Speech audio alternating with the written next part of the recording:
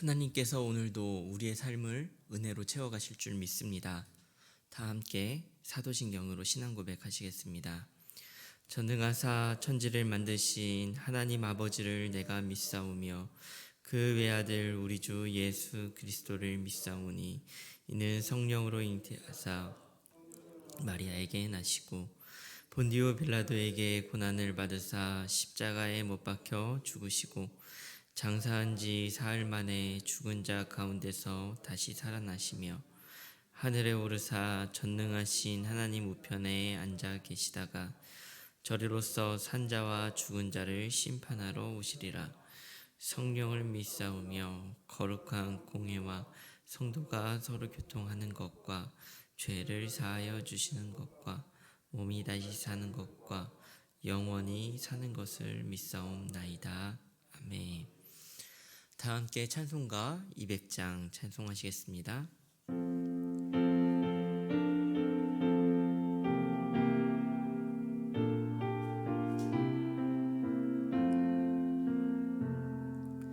달고 묘한 그 말씀 생명의 말씀은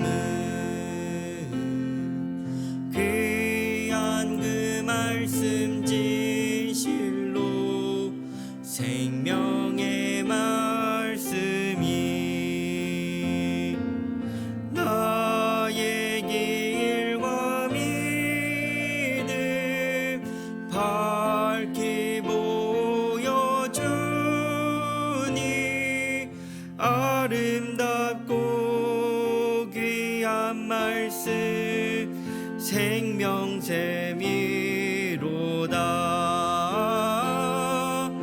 아름답고 귀한 말씀 생명샘이로다.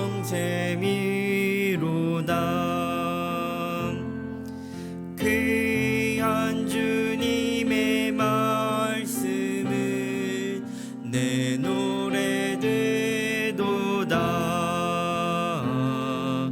모든 사람을 살리는 생명의 말씀은 값도 없이 받아 생명길을 가니 아름답고 귀한 말씀 생명샘이로다.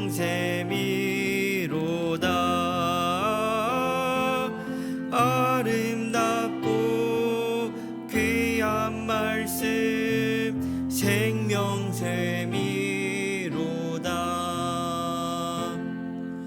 널리 울리어 퍼지는 생명의 말씀은 마음의 용서와 평안을 골고루 주나니 다만 예수 말씀 보이로 복을 받네. 아름답고 귀한 말씀 생명샘이로다.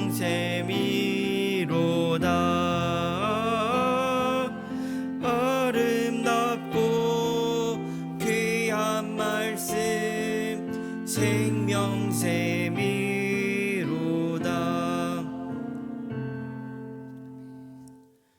오늘 우리가 함께 나눌 하나님의 말씀은 로마서 7장 1절부터 6절의 말씀입니다. 로마서 7장 1절부터 6절의 말씀입니다. 교독하여 읽도록 하겠습니다. 형제들아, 내가 법 아는 자들에게 말하노니 너희는 그 법이 사람이 살 동안만 그를 주관하는 줄 알지 못하느냐. 남편 있는 여인이 그 남편 생전에는 법으로 그에게 매임받으나 만일 그 남편이 죽으면 남편의 법에서 벗어나느니라. 그러므로 만일 그 남편 생전에 다른 남자에게 가면 음녀라.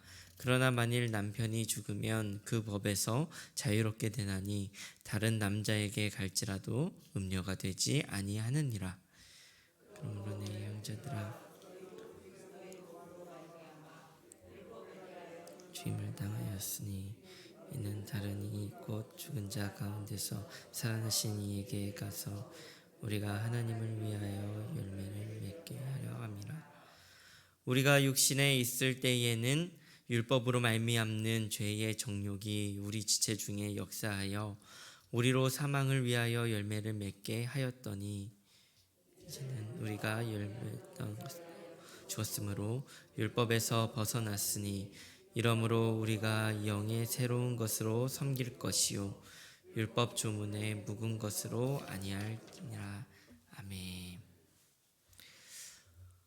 오늘도 기도의 자리에서 하루를 시작하시는 모든 성도님들을 환영하고 축복합니다. 우리는 계속해서 로마서를 함께 묵상하고 있는데요. 오늘 본문에서는 법을 통하여서 우리에게 주어진 변화에 대해 이야기하고 있습니다. 왜 법을 가지고 이야기를 할까요? 그것은 사람들이 법을 알고 있기 때문이었습니다. 법은 사람을 지배한다. 삶을 지배하고 행동 양식을 지배합니다. 어떤 법의 지배를 받느냐는 어떤 삶을 살아가는지와 연관이 되어 있다는 것이죠. 이 글을 읽는 유대인은 율법이라고 하는 법의 지배를 받고 있었고, 로마인들은 로마법의 지배를 받고 있었습니다. 법을 가지고 설명을 하는 것은 유대인이나 로마인이나 그리고 우리에게도 굉장히 이해하기 쉬운 방법인 것입니다. 오늘 본문이 이야기하는 법의 특징이 있습니다. 1절부터 3절은 이렇게 기록을 하고 있는데요. 형제들아, 내가 법 아는 자들에게 말하노니 너희는 그 법이 사람이 살 동안만 그를 주관하는 줄 알지 못하느냐. 남편 있는 여인이 그 남편 생전에는 법으로 그에게 매인 바 되나 만일 그 남편이 죽으면 남편의 법에서 벗어나느니라. 그러므로 만일 그 남편 생전에 다른 남자에게 가면 음녀라. 그러나 만일 남편이 죽으면 그 법에서 자유롭게 되나니 다른 남자에게 갈지라도 음녀가 되지 아니하느니라. 법의 특징이 무엇입니까? 살아있는 동안에만 그 법의 지배에 놓인다는 거예요. 결혼한 여인이 있는데 그 남편이 죽으면 아내는 남편의 법에서 해방이 된다라는 것이죠. 이러한 설명을 왜 하는 것일까요? 사도 바울은 법에 대하여, 법 자체에 대하여 이야기하려는 것보다 근본적인 이야기를 하고 싶은 것입니다. 삶과 죽음 모두가 피해갈 수 없는 실존의 문제를 가지고 우리의 삶을 지배하는 것이 무엇인가에 대한 이야기를 하는 것입니다. 오늘 본문을 통하여 함께 두 가지를 묵상해 보고자 하는데요. 첫 번째는요, 우리가 죽은 존재임을 기억해야 한다라는 것입니다. 본문은 법의 지배와 죽음에 대해 이야기를 하고 있습니다. 도대체 왜 죽음과 연관지어서 이야기하는 것일까요? 그것이 우리에게 어떠한 의미가 있는 것입니까? 그것은 우리가 죽었다라는 것을 분명히 이야기해 주는 거예요. 우리의 옛사람이 죽었다라는 것입니다. 하나님께서 창조하셨던 그 아름다웠던 그 창조의 원형이 아니라 죄를 지어 타락한 옛사람이 죽었다는 거예요. 그 옛사람은 무언가의 지배를 받고 있었다라는 것입니다. 에베소서 2장 1절은 우리를 가리켜 죄와 허물로 죽었다라고 이야기를 하고 2장 3절에서는 본질상 진노의 자녀라고 묘사하고 있습니다. 하나님께서는 우리를 가장 아름다운 모습으로, 하나님의 형상을 닮은 아름다운 모습으로 창조를 하셨지만 죄가 우리를 죽였다라는 것입니다. 절망적인 상태에 이르렀다는 거예요. 죄를 지어 죄의 지배를 받는 인생, 죄의 노예가 되고 죄를 깨닫게 하는 율법의 지배 아래에 그렇게 살아갈 수밖에 없는 인생이었다라는 것입니다. 본래 살아있는 사람이지만 살아있지 않은 인생, 그것이 우리의 인생이었다는 것입니다. 죄의 지배를 받을 수밖에 없는 그러한 죄된 인생이었다는 것이죠. 그것을 어떻게 풀어낼 수 있습니까? 어떻게 그 지배에서 벗어날 수 있습니까? 어떻게 그런 것들로부터 자유할 수 있는 것입니까? 스스로는 할 수 없는 것이죠. 마약에 중독된 사람이 자신이 중독된 것을 알면서도 끊을 수 없는 것처럼, 죄인임을 깨닫지만 그 죄의 문제를 해결할 수 없는 것, 그것이 바로 우리라는 것입니다.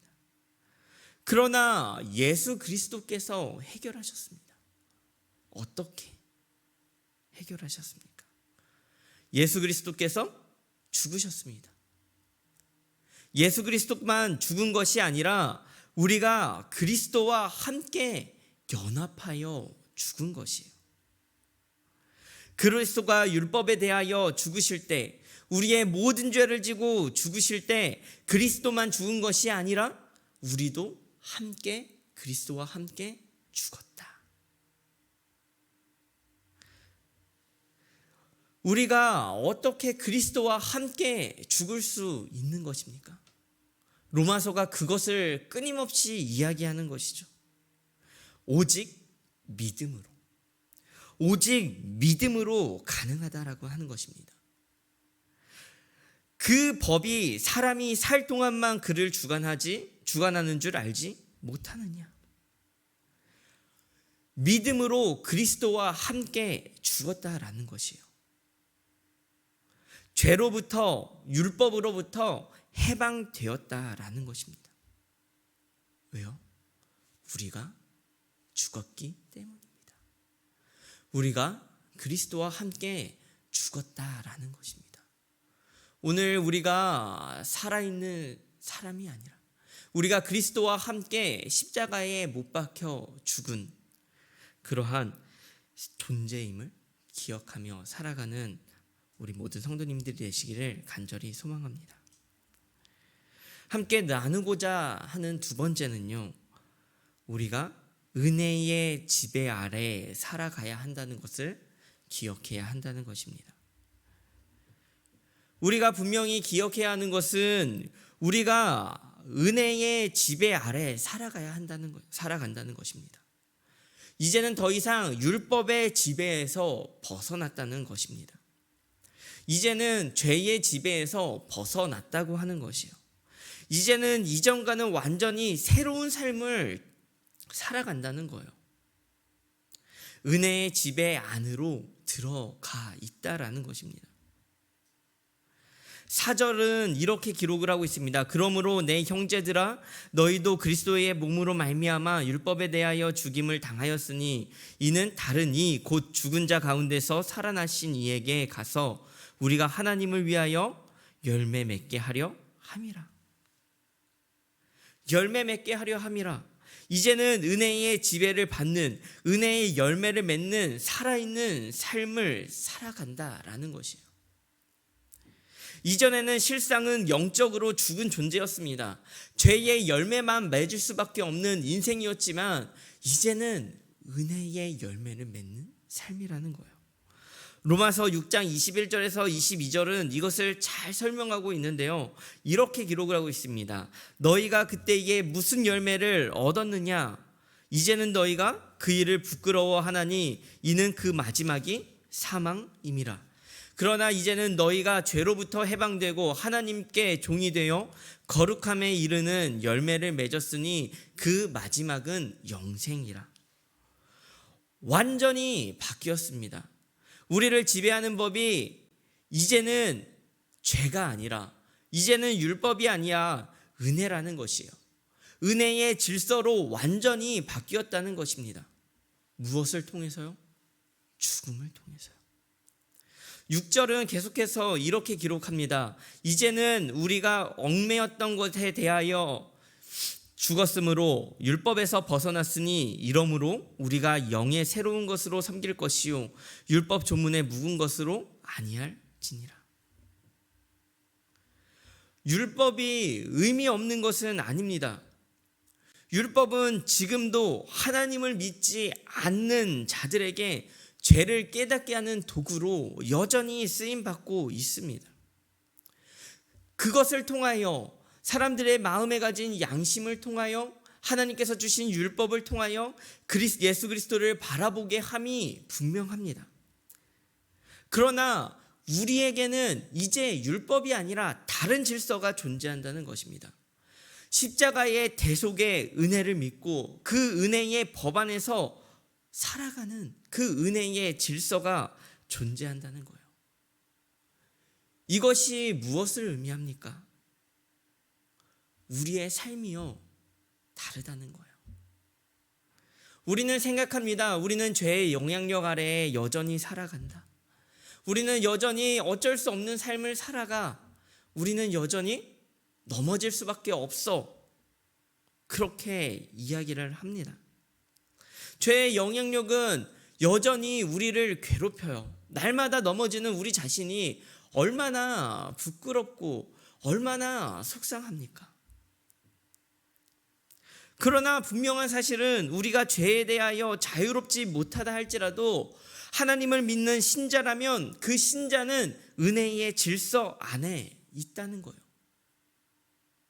이것은 우리의 삶에 있어서 소망입니다. 왜 소망입니까?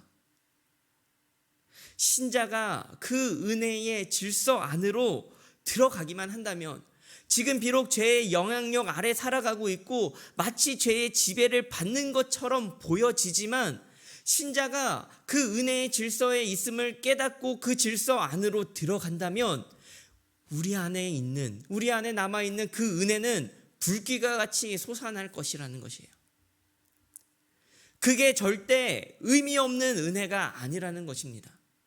신자의 삶에서 영향을 미치고 신자의 삶을 이끄는 은혜의 질서가 이미 우리의 삶 안에 존재한다라는 것이에요. 간혹 우리는 훈련을 받거나 어떠한 강압적인 묵상, 강압적인 신앙생활을 유지해 갈 때 마치 우리가 그러한 은혜의 영향력에 사로잡힌 사람이다 라는 것을 기억하면서 살아갑니다. 그런데 그것이 사라졌을 때 어떻습니까? 나의 실체를 발견하죠. 나의 민낯을 발견합니다. 나는 그런 사람이 아니었구나. 나를 속박하던 무언가가 나를 안정적으로 느끼게 하고 나를 은혜 있는 것 같아 보이게 하죠. 그런데 실상은 그렇지 않아요. 그래서 어쩌면 우리는 그 어떠한 제도, 그 어떠한 우리의 삶을 지탱할 수 있는 그러한 훈련 안으로만 들어가려고만 합니다. 물론 그것이 우리의 삶에 도움을 주죠. 그러나 그것이 우리에게 있어서 또 하나의 율법으로 다가올 수도 있는 것입니다.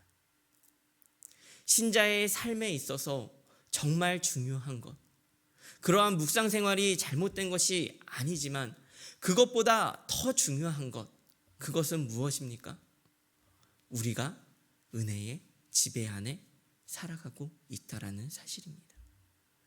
우리는 이미 은혜의 질서 안에 거하는 존재라는 사실입니다. 우리 모든 성도님들이 그 은혜의 질서 안에서 그 은혜의 지배를 받아 살아가는 우리 모든 성도님들의 시기를 간절히 소망합니다. 그래서 단순히 오늘 큐티했다 라고 하는 그 위안이 우리의 삶을 위로하는 것이 아니라 비록 죄로 넘어질지라도 우리의 삶이 그 은혜 안에 있음을, 그 은혜의 질서 안에 있음을 기억하고 고백하며 살아가는 그러한 우리 모든 성도님들의 삶이 되시기를 간절히 소망합니다. 우리 함께 말씀을 기억하며 기도했으면 좋겠습니다. 첫째 기도로 기도하실 때는 우리가 그리스도와 함께 죽었음을 날마다 기억하게 하시고 나의 삶이 주의 것임을 고백하는 삶 되게 하여 주옵소서라고 기도했으면 좋겠고요. 둘째로 기도하실 때는 은혜의 지배 아래 거하게 하시고 은혜의 열매를 맺는 삶을 살아가게 해달라고 기도했으면 좋겠습니다. 마지막 교회를 위해 기도하실 때는 미디어 부를 위해 기도해 주셨으면 좋겠는데요. 섬김에 즐거움이 있게 하시고 함께 동역하는 기쁨을 허락해 달라고 미디어 부를 위하여 함께 기도했으면 좋겠습니다. 오늘 하루 기도로 나아가도록 하겠습니다. 기도하시겠습니다.